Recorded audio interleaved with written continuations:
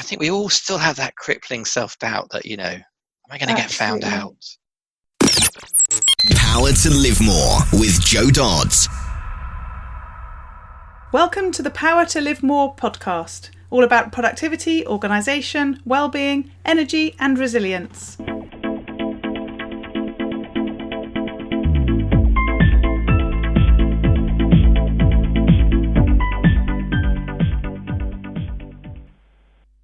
I'm Jo Dodds, and I started this show to enable interesting people to share their stories about how they use their power to live more, and by that I mean to do the stuff that they want to do more than the stuff that they need to or should do.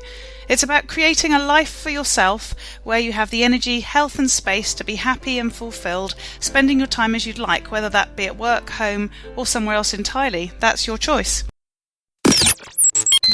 Hello. My name is Ellie Dodds and I'm co-presenter, and today Joe's interviewing Nic Marks of Friday Pulse. Nick and Joe connected via LinkedIn. Nick says he was once delightfully described as a statistician with a soul, probably due to his combination of hard analytic skills with his soft people skills. He trained as a psychotherapist when younger. He was an advisor to the Blair and Cameron government on how to measure and improve population well-being. He did a TED Talk in 2010 on this work. Since then, he's focused on work, especially happiness and positive team experiences. He created Friday Pulse as a platform for organisations to track employee well-being and improve team morale. He's passionate about the science of emotions and how they help us function in the world. Back to the studio. Today I'm interviewing Nic Marks of Friday Pulse. Thanks for joining me, Nick. Great to have you with me. Thanks, Joe. Nice to be here. We were just saying we're recording this I'm in week 3 or 4 I think now of our self-isolation. So it's an interesting time. I think most of the other podcasts that I've got recorded were done before we sort of got to this stage. So it's all a bit odd at the moment, isn't it?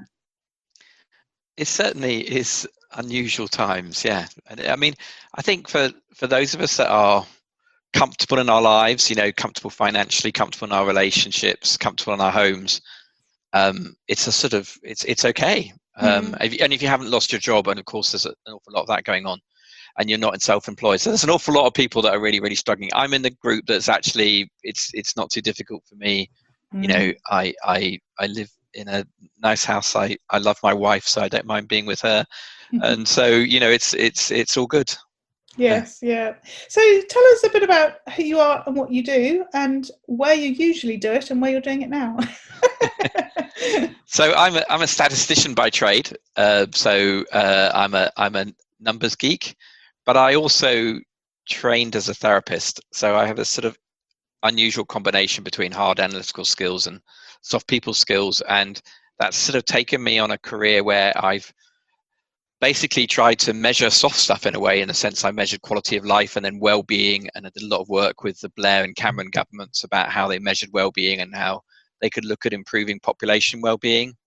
And then for the last 6-8 years I've been thinking about work and how could we take those skills of measuring people's experience of life into the workplace, and that's what I do with Friday Pulse now. We had an office in London, but we've abandoned it, and so we are scattered around the country as a team now. Abandoned makes me imagine it's just, like the doors are open but there's no one in, like the Marie Celeste. It wasn't quite like that, but I mean, we literally had meetings. I mean, there was that week, wasn't there, something like beginning the 10th of March, where it was sort of all going a bit pear-shaped, and we had a meeting, my management meeting, which is a monthly meeting, and one of my team, bless her, she has probably underlying anxiety anyway, and she just couldn't cope with it at all. She wanted to spray every room before we went in it and things like that. And so I said to her, look, I think you just need to work at home from now, Nicola. And of course, actually by the Thursday, everybody was. Yeah. And it was that quick. And I did go back a week later to empty some stuff, and my colleague has as well. But, we basically, if people want a terminal, we're 10 in my team. If you want a terminal, want a chair, want to, just go into the office and picked it up. And people did that in the first week. And we've just been meeting on Zoom ever since, yeah. Yes. So tell us a bit about where this all came from. As you say, you've got an interesting sort of mix of skills, not a usual mix, I would suggest. And what you're doing is not, it's, you fall into the massive category of my guests where I'm sure that's not what you planned to do when you were at school. So talk us through how it sort of came about and why you do what you do. School, God, that seems a long time ago. I mean, I was top of maths at my year at school all the way through, really, from about age 8 right the way through to. So the school just packed me off to Cambridge to do maths because that's what they wanted. I don't think anyone actually asked me if I wanted to do maths. They just assumed I was going to. I mean, I can't remember exactly, but no one sat me down and explained to me that maths at university was exceptionally pure, which meant it's very abstract. And I got there and I hated it because it wasn't anything about the real world. And I discovered that I was really an applied statistician. I like numbers and I like logic and I like the way that empirical evidence bases builds up. But I wasn't interested in doing obscure group theory or something like that. So I sort of started changing courses, which Cambridge, you're very lucky to be able to do. And I switched into basically applied statistics and systems thinking and went and did a master's in that and then came out and worked in sort of consultancy and things like that in my early 20s. But my mother was a family therapist and I got interested in therapy. I mean, I still wear my hair quite long and I was a bit of a hippie. I mean, 20 years too late, but I enjoyed encounter groups, men's groups, sort of personal development groups, and eventually trained as a therapist. And I didn't work very long as a therapist because I actually found it quite isolating working one-to-one, and I was more interested in groups and systems. But that training has absolutely permeated everything I've ever done since, really. And what I picked up from therapy was that really therapy is a learning process. And although people think of therapy as being about your emotions, and it is, it's really about your cognition and how you start to interpret your emotions, how you start to act on them better, how you start to see them better, have some distance from them. And in that sense, it's a learning sort of learning experience. And my statistical work was similar in the sense that instead of, I used to sometimes say that with a one-to-one, you listen to your client and you reflect back, and that's part of the learning process. Well, statistics is the same, really. You listen to a population by surveying them or doing some measurement program, and then you reflect back by writing reports, by making talks, by making papers or whatever it is. And in a sense that they've got different time frames, and that therapy is very immediate and statistics tends to be much longer term, but they're doing the same job of trying to improve people's lives, one at a population, one at individual level.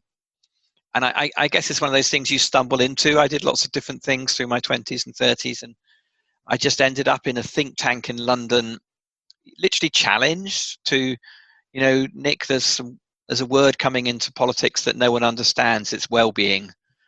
What do you think? What would you do if you did a program here? And I said, well, look, I'd like to create measures of it and like to think about how you could improve that. And I got a project and started off a day a week and became a decade and a bit of work. and that led me right up until about 8 years ago. I probably left. I mean, I sort of had a staggered leave from the think tank, but I sort of left about 2012. I did a TED talk on my work in 2010 about measuring population well-being and particularly around sustainable development and happiness on something called the Happy Planet Index, which we created. And I thought, I'll do a change now. That gives me some status in the world, which is a funny thing to happen when you just accidentally wander through life doing stuff that you interest. And I decided I'd do stuff on work, and that's what I've been doing ever since. And I think for me, it takes me a good 5 to sort of 8 years to work out what I've got to say about something. And Friday Pulse is really what's come out of that. And so tell us a bit more about what Friday Pulse actually means and does. Yeah, so hopefully the clues are in the world. It's on a Friday. I guess that bit. we check in with people how they are, and the idea is that things like staff engagement surveys, which sort of happen annually or perhaps every 6 months, are totally out of date. And in fact, if anything, the last 4 to 6 weeks has shown us is that the world can move very fast. So all of those staff engagement surveys, the data is completely out of date. In fact, it's normally out of date by the time it's published. Teams have changed, challenges. And so instead of going for like in-depth, occasionally we do exactly the opposite, which is very light every week, and just ask people how they felt at work this week. has it been a good week or bad week, is what we're effectively trying to tap into, but very much people's experience. So I mean, you're a coach, so you understand this realm, but you know that when really people can be doing a good job but not enjoying it, and conversely they can be enjoying it and not doing such a good job. That's rarer actually, but you know, burnout really happens when people do they're very good at their work, but they lose track of their balance, and they probably over dedicate themselves, and everything spills over into their private lives, and eventually it all comes back and bites them on the derriere, shall we say. But but when you're balanced at work, when you feel good about your work, when you're in balance, and everything's going well. So we're really trying to tap into the idea that how you feel at work is very, very important to team morale, to yourself, to the whole organization. So there's an alignment around that. And in statistics, for statistics to, you know, you can create statistics about anything, and obviously some people are suspicious of statistics, you know, lies, damn lies, and statistics and all of that. But if you get them right, you get a good, you know, whether you call it a key performance indicator or whatever, you get a good indicator everyone agrees is a good, then actually you can create a lot of alignment in a business. And so we really try to do that by saying that actually team happiness, team morale is a good indicator for the individual, it's a good indicator for the team and the team leader, it's a good indicator for the organization. And so that should be your people metric, and that's what we do. We build a system that does that. So what I find interesting, particularly with your statistical background, is that you're using a word like happiness in the corporate world, because we know that that's seen still in lots of circles as being a bit maybe woo-woo. You know, the sort of average hard-nosed business person perhaps doesn't think about happiness as such, or they don't think they do. How do you describe happiness and happiness at work?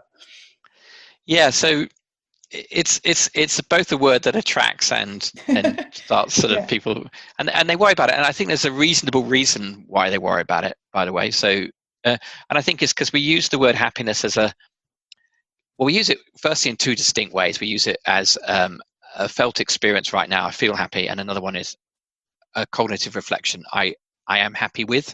So that's a judgment, a cognitive reflection.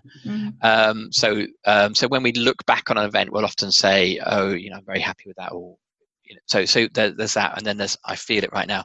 But in the emotion side, we use the word happiness as a catch-all word for an array of positive emotions. So and there are a lot of different ones, and they've actually got quite different feels to them. And it actually, from a strictly biological perspective, they have different functions, in that all emotions are functional. They help us act in the word. In fact, even the word emotion, move, is move out. And one of the difference between emotion and cognition is that emotion is bodily felt. It's not just a thought, and that's because it's readying us to act. So the only two cells in the body that sort of change shape are neurons and muscle cells, and the emotions are what connect them.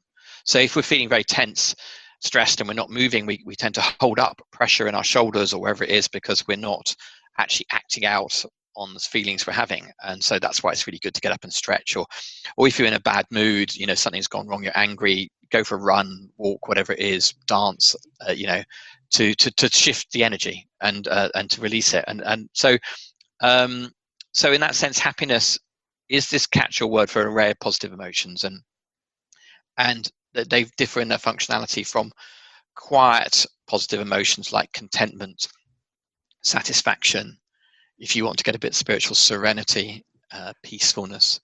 And these are all reflective emotions. They're quiet, they're low energy. Whereas you can talk about happiness as being joy, enthusiasm, which are very high energy, where you're mobilizing a lot of energy. So enthusiasm, you know, you've perhaps seen an opportunity and you're wanting to move forward to it, and you're wanting to gather all of your energy and perhaps even other people with you. Enthusiasm is very contagious, so you bring other people with you. So that's a very different energy than contentment. But we use the word happiness for both of them, and there are ones in between. So you know, enjoyment or amusement or laughter, all words that we use in the context of happiness, but they're really about us connecting with other people, creating bonds. And when you're creating bonds with other people, you don't want to be your full-on intellectual, opinionated self. So you actually switch off cognitive functioning when you're laughing and amused, and so that means people aren't using their full intelligence. And so some leaders will think, oh, if they're happy, they're not going to be really focusing and doing their work. And if they're in that pure amusement part, they're correct, but they're bonding, so they're creating resilience for the future with the relationships, because in a sense what resilience is the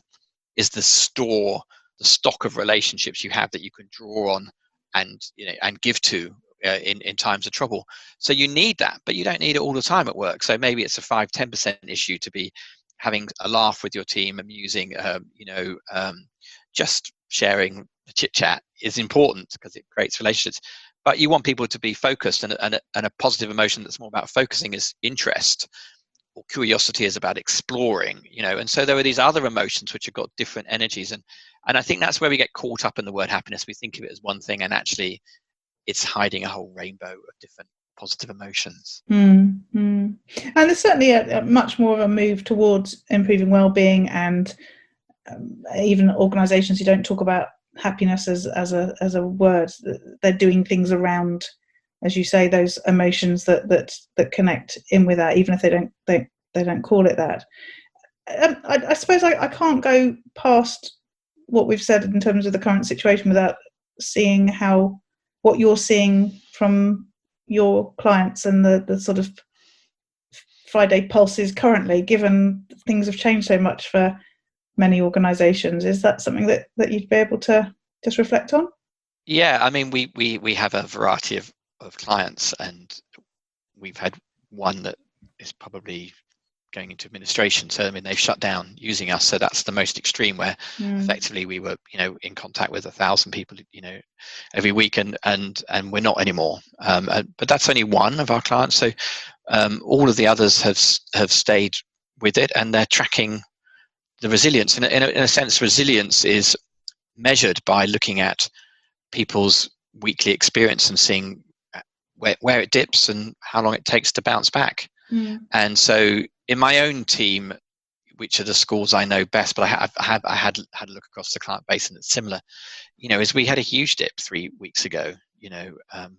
We were all anxious, and in various forms, but it was a frightening thing in London 5-6 weeks ago, feeling everything was dirty, and I live in Dorset at the weekends, and I come back on the weekend, I'd sort of virtually get undressed at the door 5 weeks ago and just get straight in the shower. I don't think I was carrying a virus. It just felt dirty from being in London on the train, and that's pervasive, isn't it? And it's very anxiety making, and fear in a sense, fear is a very functional emotion like the others. It helps us avoid threats, and so it's just not comfortable to feel. And so a rational response to fear is to run away, is to freeze in the sense that a predator doesn't notice you. And the other one is to gather together with other people when we're frightened, for group safety, which is kind of what we want to do now. But of course, with the social distancing, that's quite difficult. So, we're missing some of those social ways that we respond to fear. But so what we saw was a severe dip in our schools. We present our scores back on a 0 to 100 scale because it's just easy to understand. And our score typically, my team, was 75, 80. Very rare that you get to 100 as a team, because there's always something going on. And in fact, you'd even probably think you wouldn't want to be at 100, because that's just everyone telling you they're fantastic and they're probably hiding something. But we normally go along about 70 to 80, which is in the green and positive, and we dip right down to sort of 40 that first week. I did have to unfortunately make one person furlong because her job was about booking me events, and of course that's gone. But the rest of the team we've kept together, and so that first week's a shock, and we're coming back. We're not back to our schools as before, and that's because we've got a variety of experiences. I'm actually quite cozy, but some of my team have got young children homeschooling suddenly, and they're sort of age 3, 4, 5, 6. That's quite difficult, and both parents working at home suddenly. I've got ones who are on their own, not by choice necessarily, find themselves in this life at the moment, not with a partner, and they're sort of stuck in their flats pretty much on their own.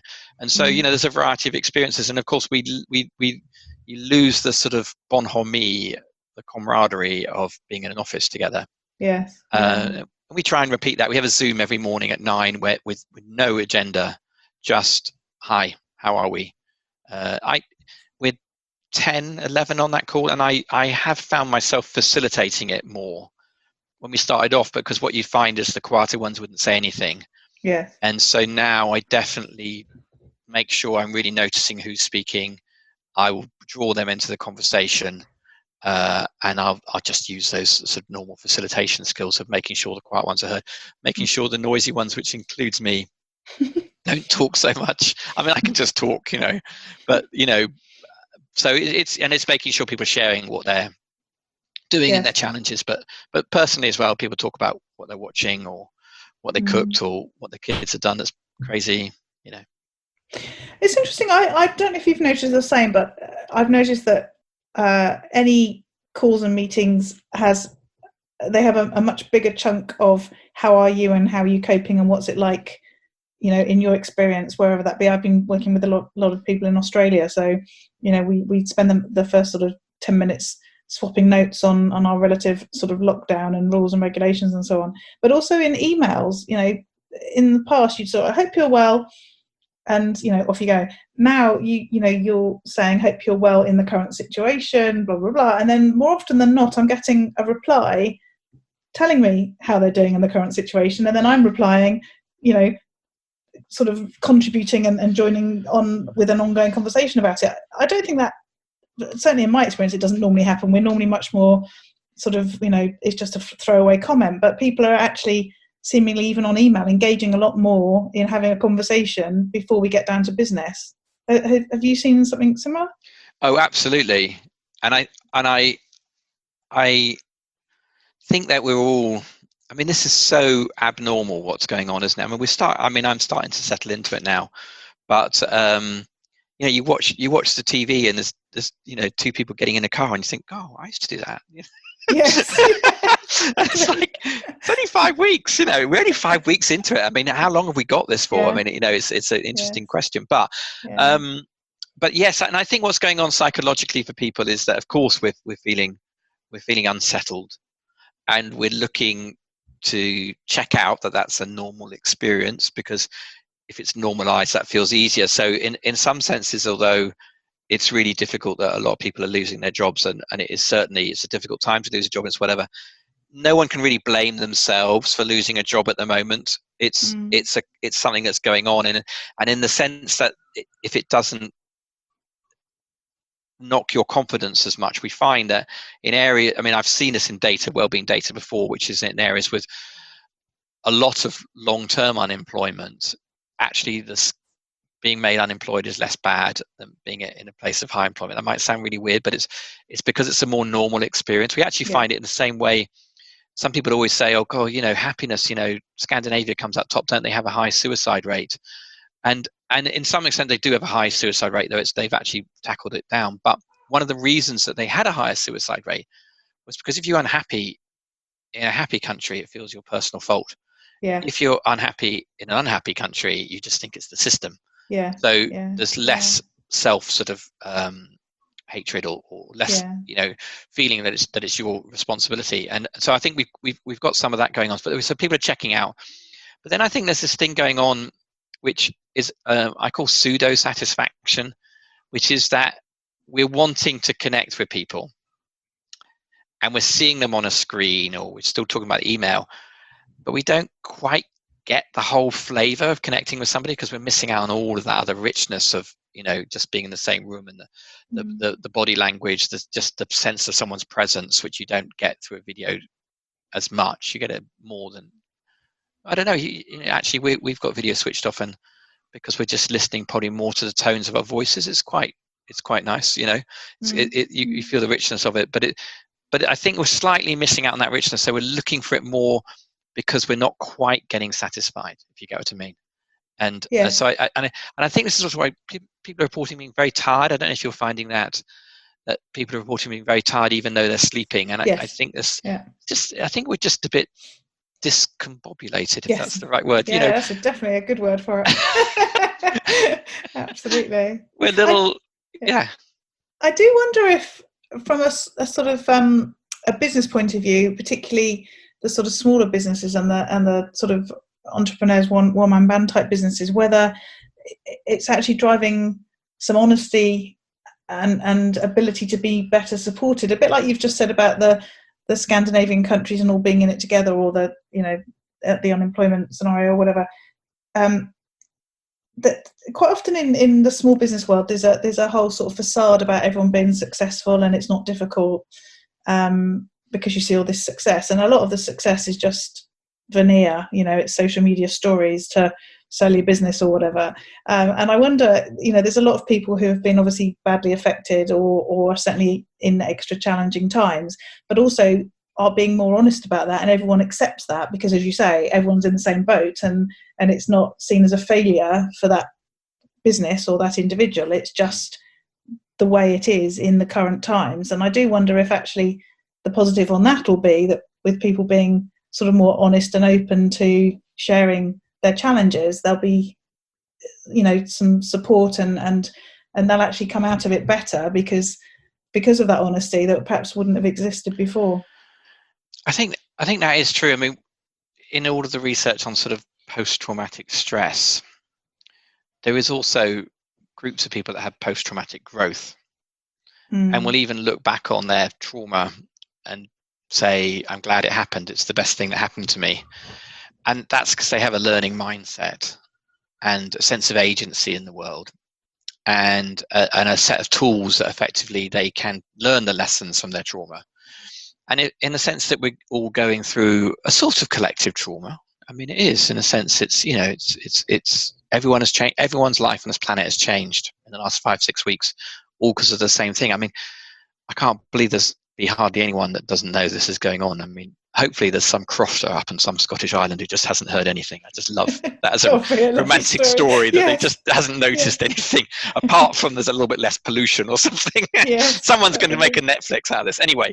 But and one of the problems we have with an event like this is that it's likely to increase inequalities, in the sense that there'll be people that struggle more from it, and there'll be people that sort of take it as an opportunity, and that tends to broaden inequalities when you have that sort of dynamic going on, and that people's sense of agency is what drives it. So anyone that is self-employed must have a sense of agency.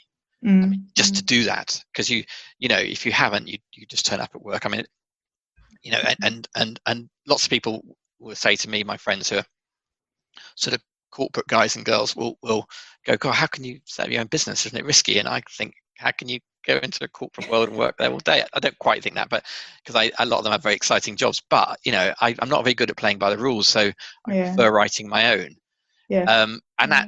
I have a great sense of agency. I have a great overconfidence that I can deal with anything. Clearly, I'll get my come up. I have had my come up and sometimes in life, but I go into something thinking I will cope.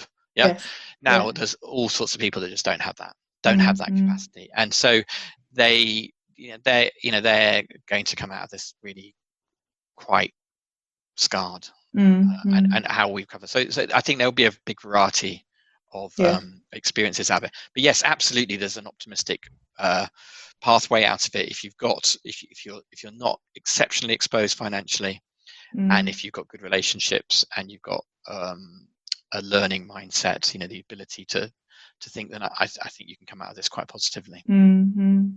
So I usually ask my guests on the podcast about how they prioritize what they do and how they sort of get that difference between their work and their life, because quite often people who work from home, who are a lot of the people I interview, it could be muddled, and we talk about shutting the office door and you finish at a certain time of the day and all that sort of stuff.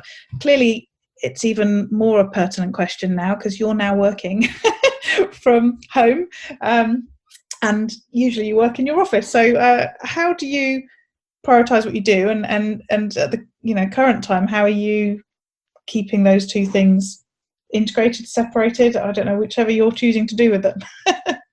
Well, okay, so I'm not sure that I'm the best person to answer, because I'm a very messy thinker. I'm a messy human being. I'm a creative.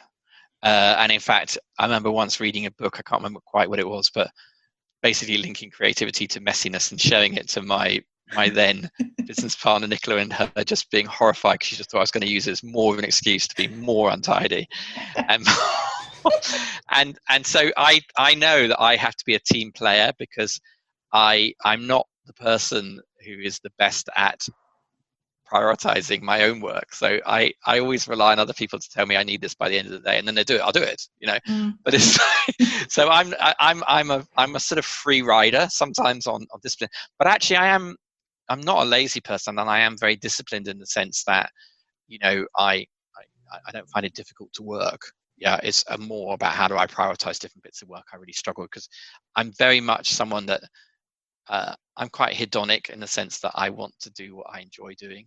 And so if there's a bit of work that I'm enjoying doing, I'll turn to do that much more quickly. And I have to force. So, but I mean, things that we do as a team is we have a 9 a.m. Start, and we've actually moved that earlier. We used to do it at 10 a.m. because people wanted to avoid the commute and do things differently. And we've actually all decided we're doing it at 9 because we all want to start the day together. And we have that Zoom call at 9.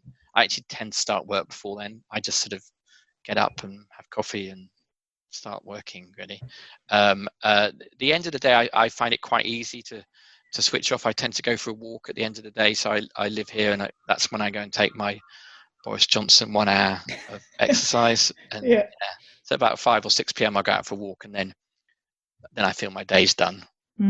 So those big boundaries I do quite well. In between, but part of my job is doing sort of what we're doing now, is that part of my job is reaching out and letting people know about this agenda, and so I tend to prioritize those bits. But of course, sometimes I have to do the big statistical work, which I do like, but I have to get my head into. And so if I'm doing stats, I really have to have 3 hours where I can just clear and do nothing else. So so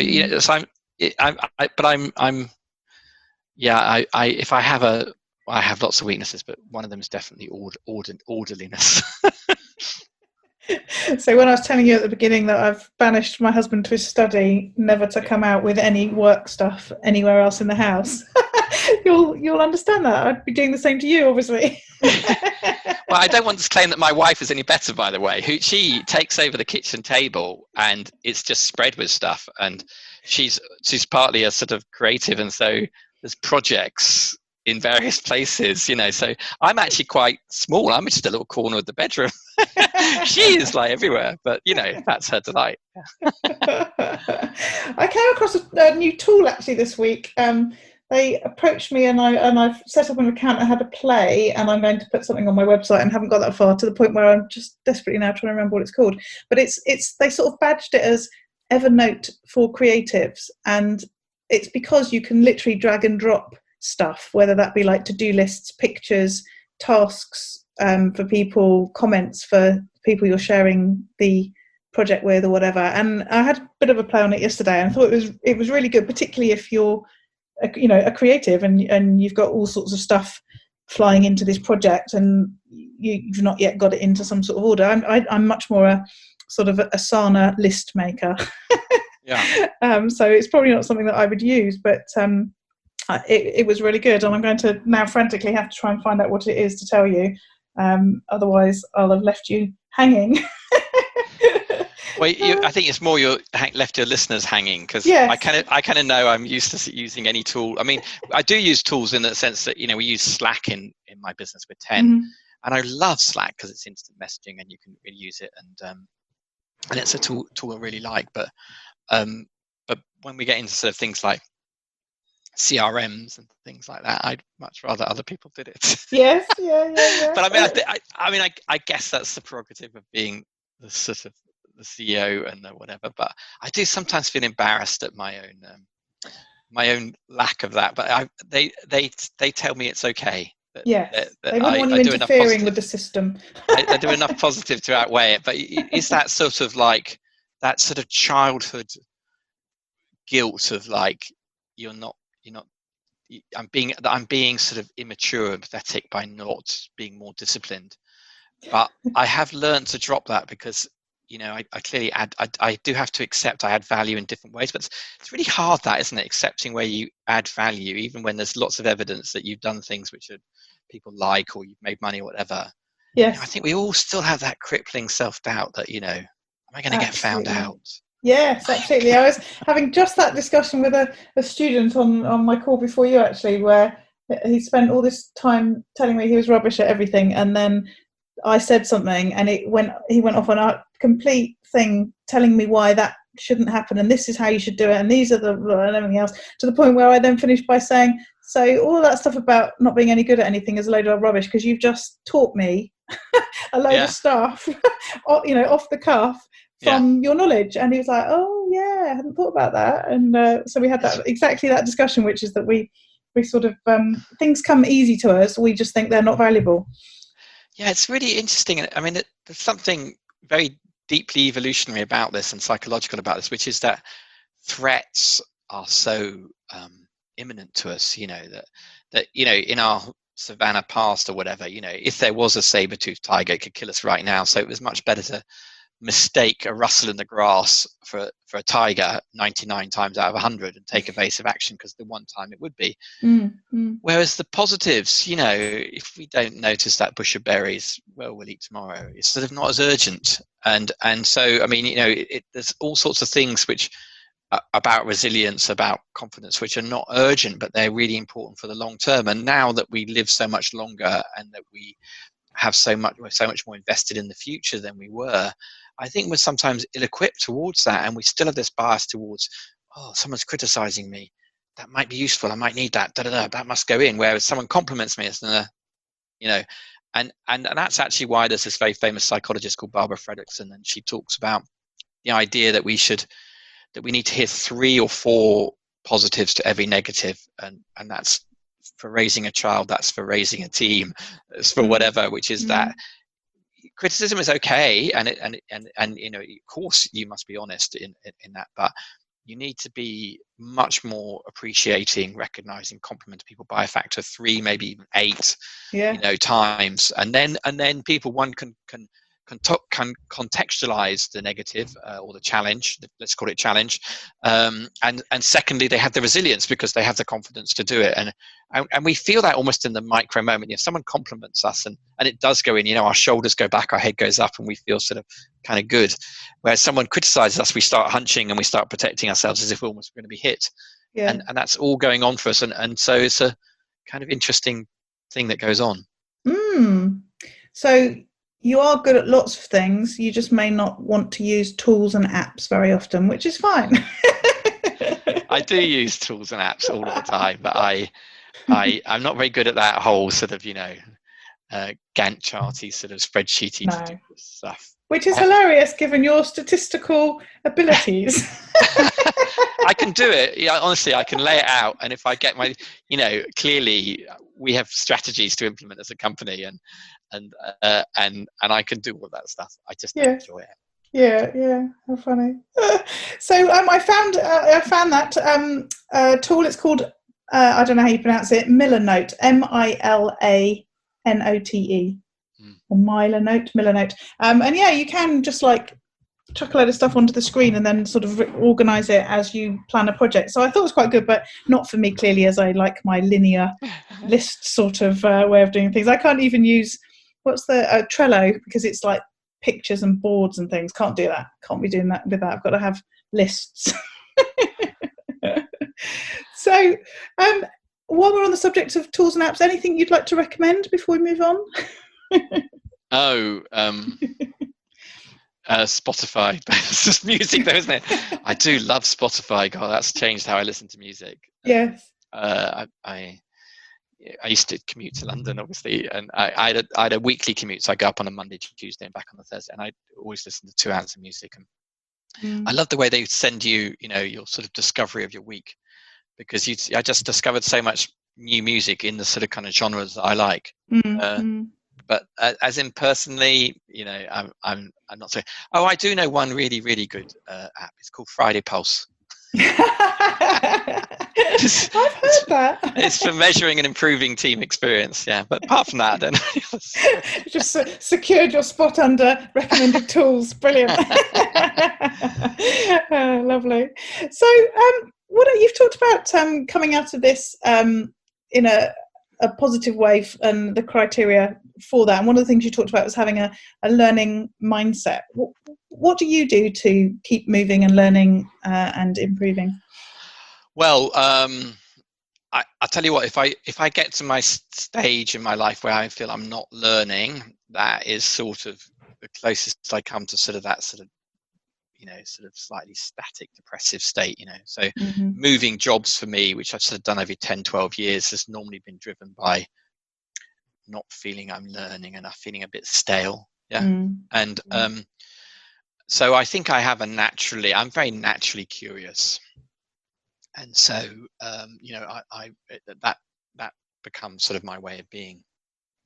But how do I learn? I mean, I think that I learn a lot by, I would say my walking is an important part of my learning process, which might sound a bit obtuse, but I walk every day for at least an hour. And it's sort of where I reflect on things. I don't meditate, I walk.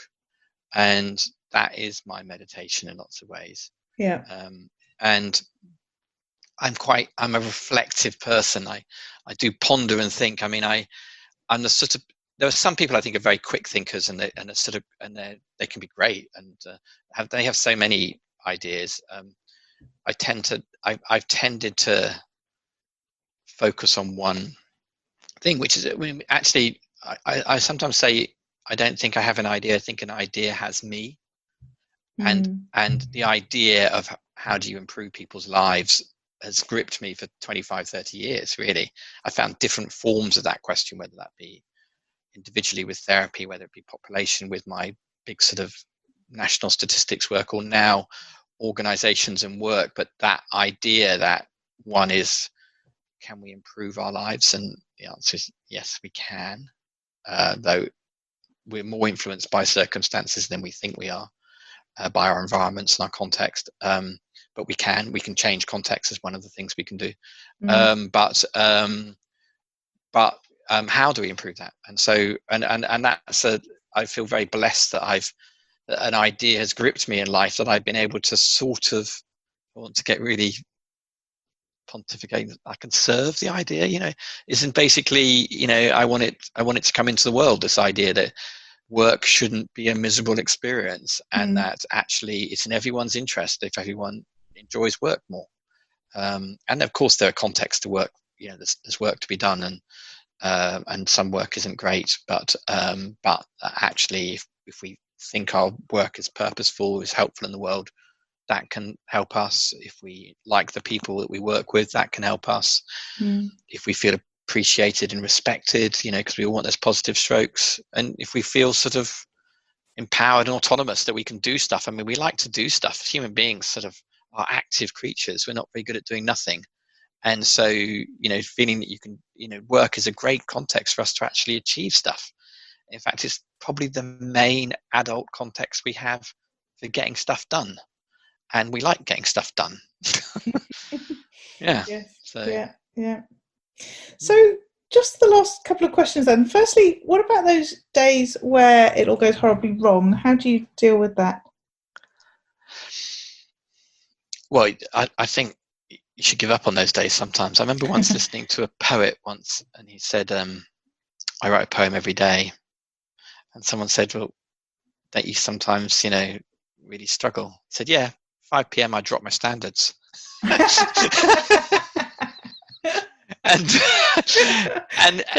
I think, if you're having, and we all have bad days, and if you're having a bad day, then I don't know, choose a different task than you would do something mindless that you know you needed to do, tidying up or something, so that at least you feel you've achieved something in the day. And of course you can have days which get very frustrating for external reasons. Those are often harder, aren't they, in the sense that things are kicking off around you and you're fighting fires, and that can be exhilarating sometimes, but often it's the right pain. And then I think you need to get out and do something different. I'm an advocate of standing up every hour, stretching, and going and chatting to people. I used to say sometimes that smokers are a very interesting group of people, because they're doing 3 healthy things in an unhealthy way, which is that they get up from their desks every hour and they go outside. Healthy. Yeah. So far, so good. They chat to other people. Healthy. Yeah. They concentrate on the in-breath and the out-breath. healthy. The smoke, less so. But actually, we can learn from smokers in that. I think is take a break every hour, chat to people, have a little mindful breath or whatever it is, or some fresh air. I think those sort of things, breaking things up when you're having a bad time, break things up and try and do something different. Put music on or something. I don't know. I don't normally work to music, but I know that music's a good mood shifter. If I'm in a bad mood, sometimes you want to play music that takes you even further into it because you want to get melancholic, but sometimes you want to take music pushes against it. Yes. And finds you a different way. So I'll do that sometimes. Yeah. I don't often have bad days. I'm too positive. If I get myself in problems in life, I've been too optimistic. I've been too positive. And I know lots of other people exactly the opposite. They miss out on opportunities because they're too negative, too pessimistic or whatever. But I'm exactly the opposite. And so actually sometimes I need a bit of grounding. I'm very intolerant to bad moods. I basically just can't do them for very long. I did have a particular phase of life where I crashed out of a relationship, quite difficult, about 8 years ago, and it did take me a winter to recover, but I couldn't do the whole 3 years of being depressed. I only managed 6 months. Yeah, you're never going to be a poet then. No. or I don't know. I can't think what other. But poetry is a lovely way to move moods. If you've got, I do like poetry, and particularly when it's read out loud, and if you get someone with a great voice reading poetry, it's great. I'm trying to think what that young woman is who's so good at the moment. Who does the sort of slam poetry. Anyway, poetry is very interesting because it's sort of condensed meaning, and yes. And it's. Do you write poetry? I don't. I really like it. I've read a lot over the years, and I have a friend who's very into it. So I sort of I'm on the periphery of it when she's posting things and talking about it and stuff. But very, very clever. Interestingly, poetry reading's really going up. I don't know if you knew that. Yeah, well, as I say, my friend, in fact, Kathy, who was on show number 1 and show number 150, she goes to live poetry readings and has done some writing and reading herself. And so because of that, I knew that it is more popular. Yeah. We went to see an NT live performance a little while ago. It was the Cyrano de Bergerac, and I didn't actually know anything about it before we got there. It was John McAvoy, John McAvoy, somebody entirely different, and it was like a poetry slam pretty much the whole way through. It's very modern and sort of rappy, and it was. We took our daughter, 13-year-old daughter, and she loved it, and she was a bit sort of not expecting it to be any good at all, sort of thing, thinking it'd be boring, Yeah. But it was. What you're taking me to. Yeah, exactly. But the fact that it was poetry, but it was modern, so it was like a poetry slam or a rapping scenario for some of it. It was just brilliant. So yeah. You say about do I write poetry? When I was at school, I was about 10, and I got told off for a very bad poem that I wrote. And I was really annoyed with the teacher, and so I decided to write this really ridiculous poem because I had to do it as a sort of punishment. So I made it like as flowery and as ridiculous, or so I thought, as I could. And she thought it was brilliant and got me to read it out to the whole class. And I still now look back and think, I wonder if I made it good because I, followed all the sort of stereotypical things about poetry, or whether she was just bluffing and double bluffing and actually it was rubbish. But she made me read it out as if I'd done a good job just to get me back from not wanting to do a good job. We shall never know. I just remembered the name of the poet I like. She's called Kate Tempest. Oh, okay. I'll look her up. Lovely. She's very energetic and young. Lovely. Probably gay, I don't know, but really, really, really good. Angry and passionate and very good. Lovely. I will definitely check her out. Thank you. Yeah. And then the last question then, what about those days where you get to live more? And that's where I say you get to do more of the things you want to do and less of the stuff that you don't want to do. What do those days look like for you? That looks like every day to me. I do feel very blessed. You know, I'm in my 50s. I'm in a great relationship. I love my work. I have absolutely enough money to live a life that I like. I mean, you know, clearly one can mess up still, but and I think in the end, the way I think about it is, I think that a good life is a life that is meaningful and full of pleasures. People often see it as a trade-off between pleasure and meaning, and I think that people who just go for meaning but not much pleasure become quite dry, and people that just go for pleasure and not much meaning become a bit wet, if you want, but a bit, you know, hedonic.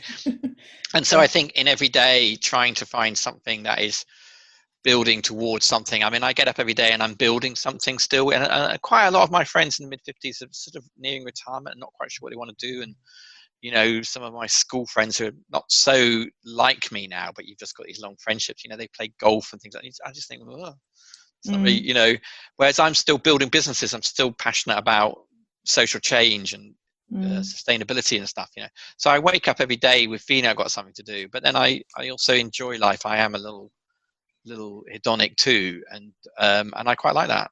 So I think it's that blend of pleasure and meaning in a day is what makes for a good day.